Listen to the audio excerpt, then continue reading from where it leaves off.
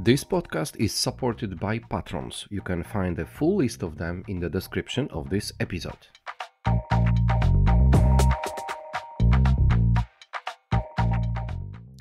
Hello, listeners and viewers of Good Morning BSS World podcast. This is Wiktor Doctor, and I am recording this podcast from the middle of Europe, from Warsaw, Poland. And today, our waves of the podcast are going across Atlantic Ocean, and we go directly to Orlando, where my special guest, Ahmed Refky, is present. Hi, Ahmed. How are you? Hi, Victor. Good morning or good afternoon. Am I correct that you are somewhere near Orlando or maybe within Orlando? Totally correct. Perfect. So maybe let's do for the beginning the very proper introduction of yourself. If you could just tell us a little bit about who you are, what do you do on a daily basis? Sure. My name is Ahmed Refky, as you said, and I've been in that business for more than 25 years. And currently I'm heading a US-based consulting firm called Planovate. And what we do actually is we do turnarounds, startups, assistance, scalability and growth in the CX BPO space.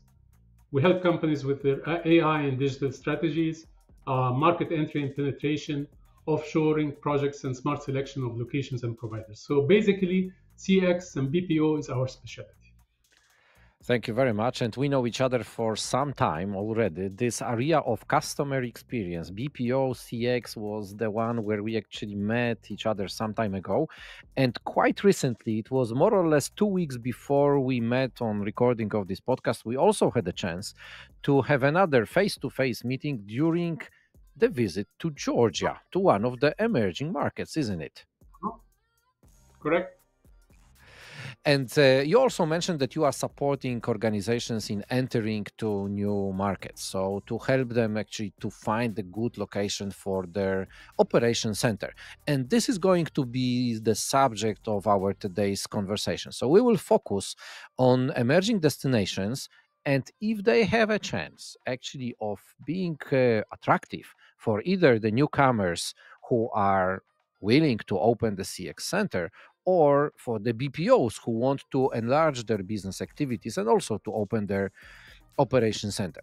And maybe let's come back to this Georgia visit because that's a fantastic good example. Yeah, we just know it from very recent experience. What were your feelings after this visit? Thank you, Victor. That's a very important question and a topic actually because I hear it every day.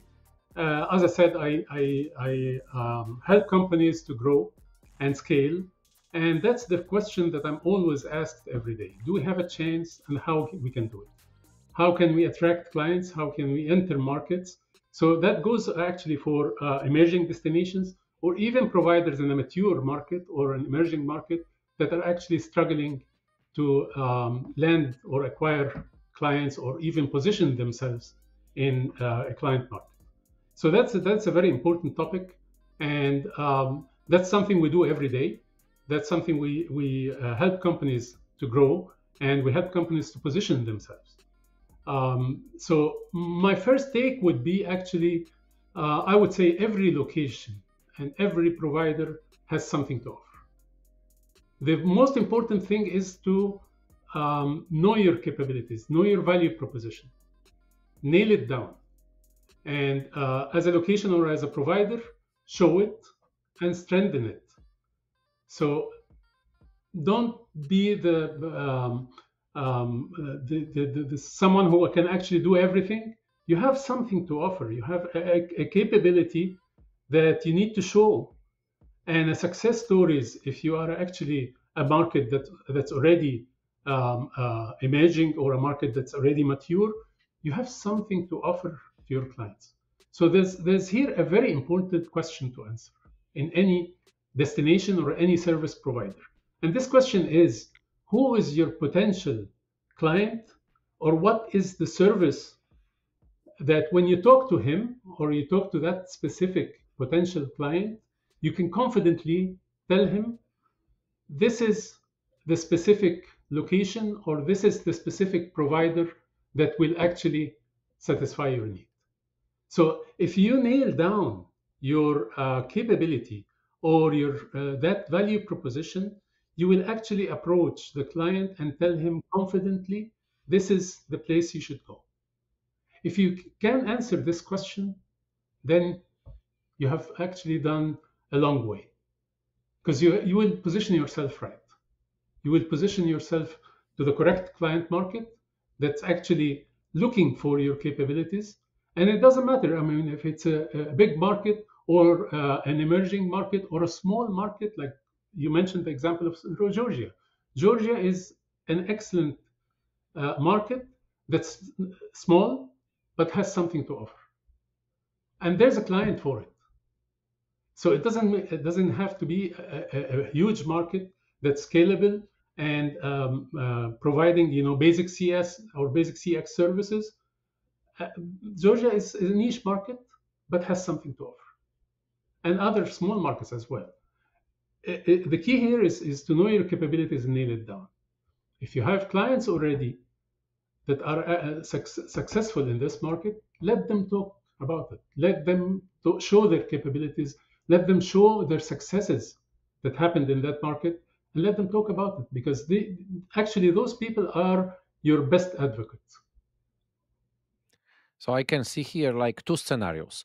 One scenario for the emerging market is that this is a completely new market, willing to attract new companies, new investors, and so on. And the second one is that already there is a presence of first investors, first companies who might be treated like reference points. Mhm. Now, that's a very important point. I mean, if you are just starting, I mean, like a startup or a market that's actually very new to the map and very new to people, you have to acquire what we usually say the $1 account. The $1 account is actually not, I mean, it's just an exaggeration. They always name it $1 account, but it's actually the first or the very first accounts or clients that you attract to that market. You sacrifice your profitability a little bit. You give them a little bit more to attract them to come and work in the market. Mind you, you have to do a good job. If you are a provider, you have to do a good job. If you are an emerging destination, you have to really make their life easy, and they make sure that they will succeed, and they will talk about it. I mean, this the trust here is very important. And trust does not come from a service provider or a destination that talks about himself. The trust comes from successful projects or successful clients or success stories that happens in that market. If they talk about it, they will have better credibility, definitely. So attract people at the beginning. Don't look at profitability to start with. I mean, build your references. And to build your references, you have to attract your very first clients and then grow and scale. Now, there is a very important point here. I mean, some service providers that are actually in the market and struggling to grow. They have their client base, they have their success stories, let's put it this way, and still they're not able to grow. Now, there's a very important thing here, and let's get a little bit back to basics, if I put it this way. I mean, what are the basics? We are in a people business. People are the basic component of our services. Get the right people, get the right calibers, look at inner qualities when hiring or putting together the team. Technicalities can be trained. You can train people. You can learn them. I mean, you can learn technicality, but you cannot learn qualities. So if you put the right team in place, I'm 100% sure, and we've done it in several projects before. Put the right team in place. That team will actually do it. Will actually do the success. They will take care of the clients. They will take care of the business, and they will do the right job for them. Of course, there are many components that we need to put in place, and I usually say it's the healthy foundation for growth. But again, that's the basic need. Start with your people. Start with the correct team, the right team in place. If you put that right team in place, They will actually put the technology, they will put the processes, they will put the disciplines needed to provide the services. They will take care of the client and the business, and business will grow. So always look back to basics, and that's something we do every day, and we always go, whether it is a service provider that's struggling to grow or needs to grow. We always look at the basic stuff. Or an emerging destination, you always look at the people. That's the main component of our services or our business. CX is all about people. And if you look at, I mean, we call it customer experience, and customer experience is definitely coming from the customer is the end customer of a client. So client experience is actually very extremely important, and client experience is coming from the experience that he faces in a destination or with that specific service provider. And of course, it's all coming from our people experience or employee experience that we have. That's a direct reflection. Employee experience reflects on the client experience and the customer experience as well. I'll tell you a very talking about Georgia. Actually, I had a very good experience landing in the airport, and I've talked about this a couple of times before. When I landed in the airport in Georgia, it was 5 a.m. or 4 a.m. in the morning. The airport was packed, and I have to say the experience was great. I mean, very well organized, very well received by the immigration officers who are actually smiling. They speak good English. So that's the kind of experience and impressions you get when you get into a new destination. I mean, the first thing you do is actually, or you see, is the airport and the experience you get at the airport. I have a question. Coming back to those basics, because I can imagine two different scenarios. Sure. One scenario is that there is an emerging destination who wants to be visible for potential investors, for potential clients, and is just starting this journey and needs to take some steps to be more visible, yeah, to attract the companies, the business. And the second scenario is that, for example, I am the owner of a successful CX company based in Texas or wherever in United States, and there is a certain moment that I need to think about moving abroad and for the place to find a new place to operate. But I have no idea how to start this journey. So what the first steps to make? If we could now focus on those two scenarios to, let's say, identify two or three areas which needs to be taken into consideration in one scenario by the country, what to do to make this first step to be more visible for potential investors, and one or two or three advices for such successful BPO, let's say, company who needs to go somewhere either in nearshoring or offshoring model, how to do that.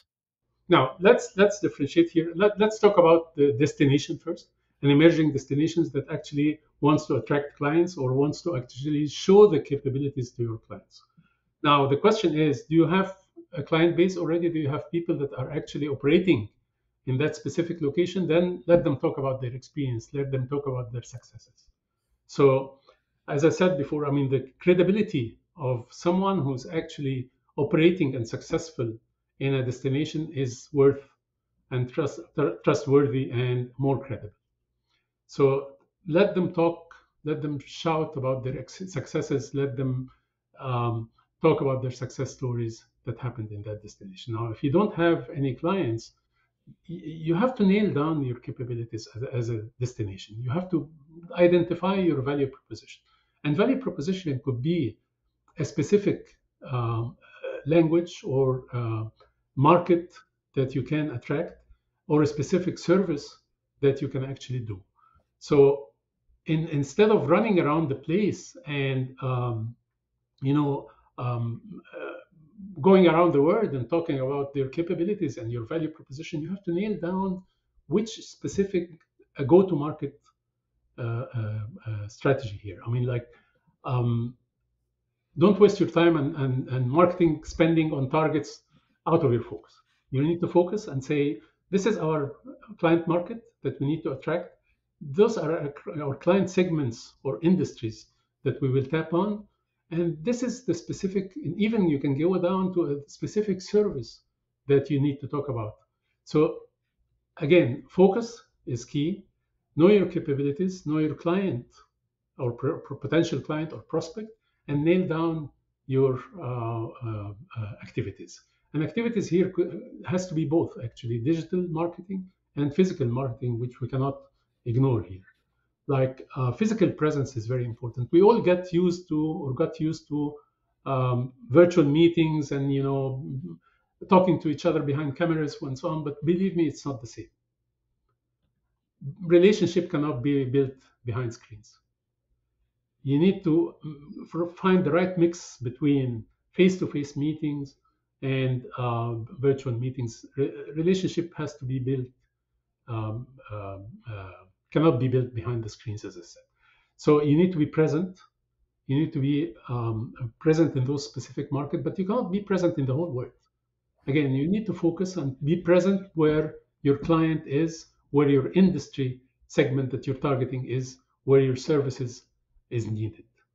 So that covers maybe the destination or emerging destinations. If you talk about specific provider, I would actually say the same, because sometimes when you talk to providers, especially the startups or the companies on a growth path, they always tell you we do everything, which is something. I mean, you cannot do everything. You need to be specialized, and clients are actually looking at specialization here. The clients can look actually at a small or medium provider, not a global or big providers. They can actually look at a niche or a boutique shop if they are specialized in doing something, if they are specialized in a specific service. So specialization is key here. Know your capabilities, build on it, know your target client market, know your target client base and your target prospect, nail it down and hit on them. I think this is key. This is key. You cannot go around and do everything. Now, there's a very specific part that you mentioned here. If I'm a service provider that I want to grow, the question is, I mean, footprint and growth and diversification and delivery location is actually a big part of the capabilities. Now, the question is, if you are extending or strengthening your capabilities here, are you diversifying your capabilities or are you just building on the existing capabilities? Let me give you an example. If I am specialized in financial sector or fintech or financial services, then you need to again diversify and expand and strengthen your capabilities in a location that offers that capability.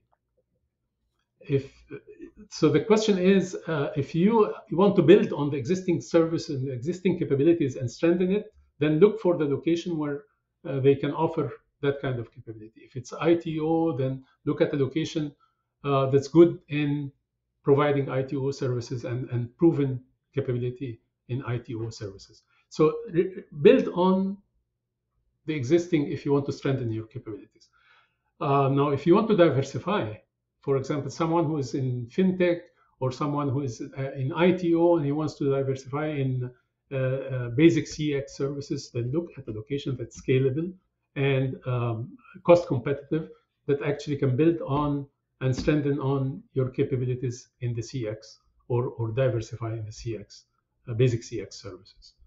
So again, the question is always position yourself, know your capabilities, and when you approach client, which is very important, I have to say it, and I've seen it hundreds of times actually, that CX and or BPO companies they always tend to oversell, and this is maybe one advice that I would always say to my clients: do not oversell. Do not oversell. It will backfire sooner or later. There's a capability of a market. There are capabilities of that specific market. There are capabilities of that specific provider. Sell your capabilities. If you want to build new capabilities, build it, sell it, but do not oversell. I hope I answered your question. Oh yeah, definitely. But now this what comes to my mind is the area of mistakes. So what kind of mistakes, the more common mistakes, the most popular mistakes are being made by either emerging no by emerging destinations, for example? There's a very important mistake, and again, it will go back to overselling. It's selling something that you don't have. Very simple. Now, as maybe I mentioned, uh, if we take Georgia, for example, I mean, like Georgia is a great location. I have extremely good impression on the destination, the people, the culture, and so on. But the scalability here is key. I mean, like if you are approaching a client that's looking for scalability, basic CX services, then this is not the right location.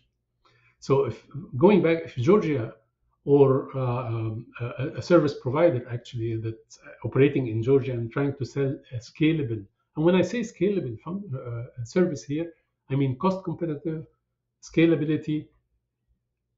That's not correct. I mean, like sell what you have. Do not oversell. Do not sell something you don't own or you cannot do. And again, as I said, know your positioning, position yourself right, know your capabilities, and nail it. If you take a look now on a global map, let's say, uh, where do you think are the areas, not even the specific country, but let's say regions wider, where do have still space for and are attractive for companies to grow their BPO CX services? Do you have any favorite global locations? It really depends on the segment, the client itself, the segment or the industry, and the services that he's looking for. All destinations they have something to offer, and it's really a matter of finding the right place for that specific service, for that specific industry, for that specific client. And maybe there is one dimension here that we cannot ignore, which is cultural affinity. Like cultural affinity is key to success. I mean, understand that service provider or that emerging destination that's actually targeting a specific client market, they need to understand the culture of that client. They need to understand the culture of the customer that they're actually serving. Cultural affinity is key to success. And that goes to client relationship or client success organizations that's actually embedded into the service provider and in the emerging market as well. If you are a service provider and you want to penetrate or establish delivery location in a specific location, the ease of doing business and the relationship with the organizations, whether it is the investment body or investment promotion body or the government or the licenses and so on, that kind of relationship is extremely important, and he needs to feel like it's the same way of doing business back home. Same goes to the service provider. If you are actually having, cultural barriers or cultural misunderstanding, you won't feel comfortable. I mean, like I've seen examples of service providers who are actually running a beautiful client relationship organization, and if things goes wrong with cultural understanding and relationship building, the actually the client can live with it, and as long as you're on top of it and have a plan for improvement or a upwards curve, then things will go right. If the relationship is bad, believe me, I mean, things can really go south. So that part of relationship and cultural understanding is extremely important when it comes to either an emerging destination or either a destination attracting clients or even a service provider that's attracting clients. If the relationship is good, business will grow and clients will be attracted. And correct me if I'm wrong, but it is much easier for the nearshoring destinations to have this fit, cultural fit, yeah, because usually people living in the same region, they behave similarly, they have similar interests, and so on and so on. It's a little bit bigger challenge for the destinations which are on the offshore, let's say, sites, or far away, or in a different continents, and so on and so on. So I believe this is much more attention need to be put into the understanding of your client or understanding of the other destinations when you are planning to go somewhere far, far away to find the location to provide the services either for you or for your clients. Well, I mean, I cannot say it's not true. It's true. I mean, in some cases, but again, you cannot put this as a rule. Nearshore destinations and nearshore outsourcing is a model that's good for some companies, that's good for some industries, but still, you cannot neglect that offshore outsourcing and offshore destinations is also a proven example, and we've seen projects every day going offshore, going a mix or a hybrid model between offshore, nearshore, even onshore. Because I mean, if you look at a client business, sometimes there are businesses or there are services that you cannot get out of the country, so you need to do it onshore. Some other services you need to do it nearshore. Some other services you can. So the correct or the hybrid model is a model that we've seen very extremely successful with most of the clients. Ahmed, you mentioned one very, very nice sentence, which I actually put down in here. Relationship cannot be built behind the screens. Yes. Yeah. So if we could now take a look on this sentence and advise the emerging destinations, for example, how to go outside of this screen. Do you think that it is like going for directly to the targeted potential investor, or rather attending the business events, or going to such advisors like you are to find out who and how to target? Or maybe there are other things which such representatives of emerging locations should do? Yeah.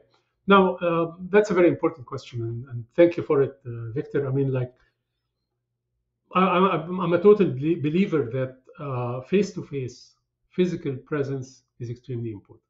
I mean, as I said, we cannot neglect that virtual meetings and digital media is important. The noise, I would always say it, the noise that you create on social media or digital channels is extremely important because, I mean, we are all behind the screens every day. So we're hearing new emerging destinations. We're anxious or curious to read and listen to what they offer. Virtual meetings is important, and I mean, like, it works well. Let's put it this way.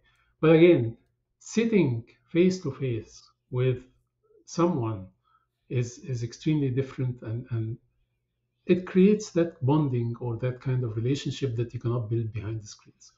Now, part of your question is actually where to go and where to meet clients. Again, it will go back to what are you offering. If you know your value proposition, if you know your capabilities, and you nail down that specific client or potential client that you can actually approach and confidently tell him that industry and your business and the services that we offer, you need to go to that specific location, or that location will cover, or that specific provider will actually satisfy your needs.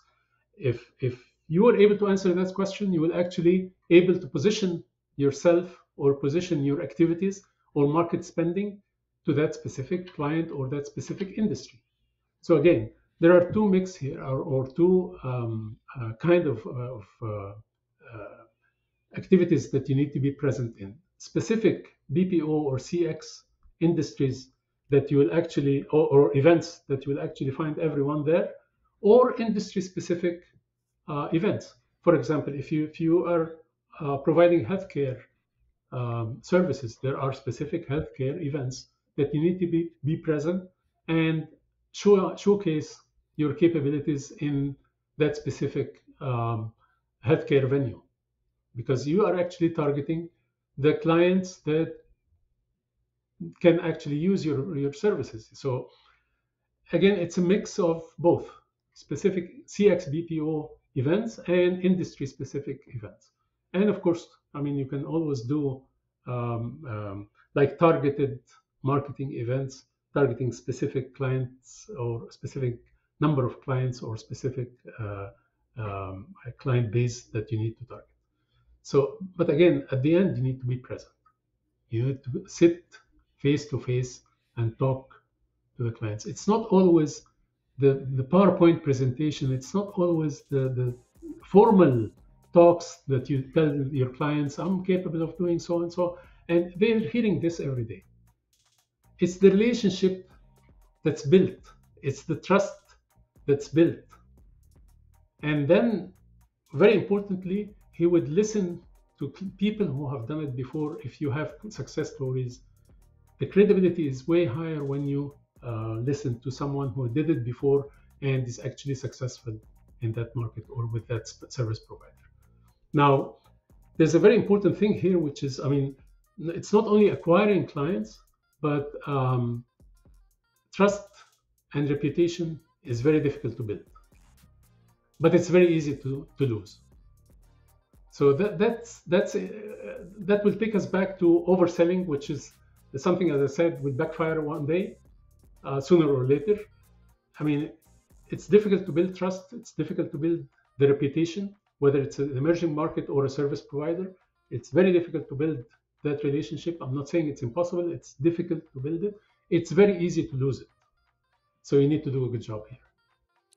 Yeah, overselling is easy. Yeah, everyone can do it, but then you need to face the reality, and then where is the place where the challenges are appearing. So every time when we focus on the reality, on this what we really have as our asset and what we really can offer, this is supporting us much better than just overselling or creating a virtual reality where it will be difficult then to convince our potential investor, potential client, potential customer to be seen like a valuable and reliable partner. Very true. Very true. Ahmed, I must say, I don't know if you know, but we already are talking over half an hour, so the time flies a lot, and I can see that questions are only rising and rising. So probably we will not find the answers for all of them, but I guess that you have much answers which you can give directly to some people who would be more interested in getting more details for that. And in such a case, where would you direct such people to go to find you to get more answers? Find us on LinkedIn. Find us on our website. It's a very small website because we don't do marketing. We only do, we get our clients by direct relationship and direct referrals, but you can always find the way to connect with us on either LinkedIn or our website. So I will make sure to add the proper links to the description of our today's talks to make it easier to find you, find your company, and to support either emerging markets or the companies to find their business partners. And for today, Ahmed, thank you very much. Wiktor, thank you so much. It was a very interesting discussion. I really enjoyed it. I hope we added value to our listeners here. And thank you again for having me. Thank you very much. Thank you so much.